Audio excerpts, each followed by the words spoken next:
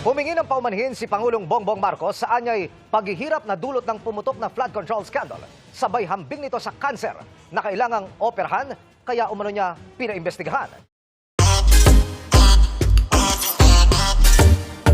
Iniit ng Malacanang na isang PBBM legacy project ang katatapos lang na Bukana Bridge sa Davao City na iniinspeksyon ni Pangulong Bongbong Marcos nitong Huwebes, Disyembre 4. Ang buong proyekto ng tulay ay sinimulan at natapos sa ilalim ng administrasyon ni Pangulong Ferdinand Bongbong Marcos Jr. Kaya ito ay maituturing na PBBM project raw ayon sa isang news release ng Presidential Communications. At dagdag pa ni Marcos, isa ang Bukana Bridge sa 4 na legacy project na malapit nang matapos sa Davao.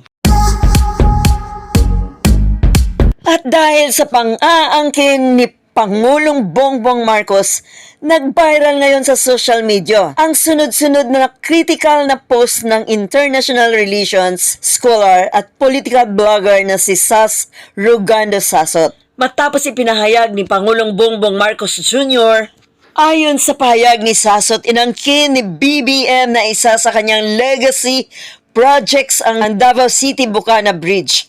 Paano naging sayo? Regalo ito ng China, isa sa mga resulta ng Foreign Policy of Engagement ni PRRD.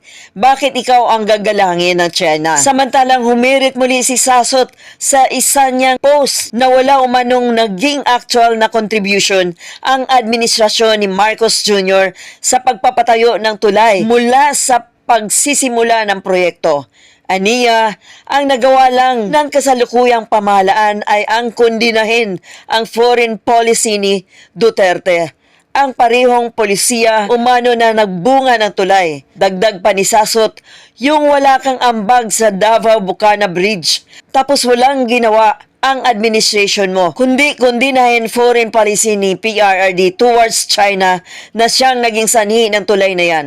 Tapos ikaw ang mangunguna sa tulay at ideklara mong legacy project mo yan. Addict to the map. Saad niya, nagpakawala si Sasot ng matinding salita laban sa Pangulo na wala pang nagpaalam sa diskusyon online.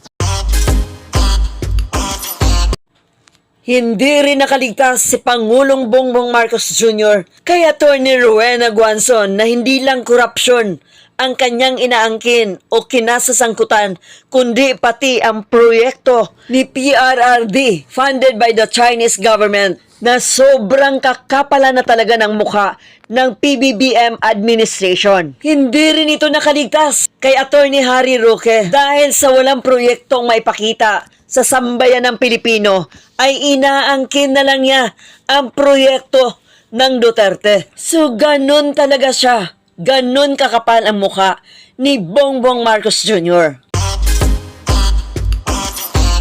At dito maririnig natin si BP Sara at nagpapatunay na ang Bukana Bridge ng Davao City na kailan lang iniinspeksyon ni BBBM dahil isa raw ito sa kanyang proyekto. At ngayon naman ay dito natin mapapatunayan na ito ay under Duterte's administration pa ang Bukana Bridge na to funded by the Chinese government. We are happy to announce that the goodwill gesture of the People's Republic of China for committing to donate the 1.5 billion peso construction of the bridge. So there is another bridge coming. So napakawalang iya talaga si Marcos, ano? Credit grabber. Kasi palibhasa wala siyang proyekto sa kanyang administrasyon ngayon. Ito'y napakalaking sampal o kahihiyan sa kanyang pamumuno. Kaya tama si Tatay Digong noon na he is a weak leader of the country.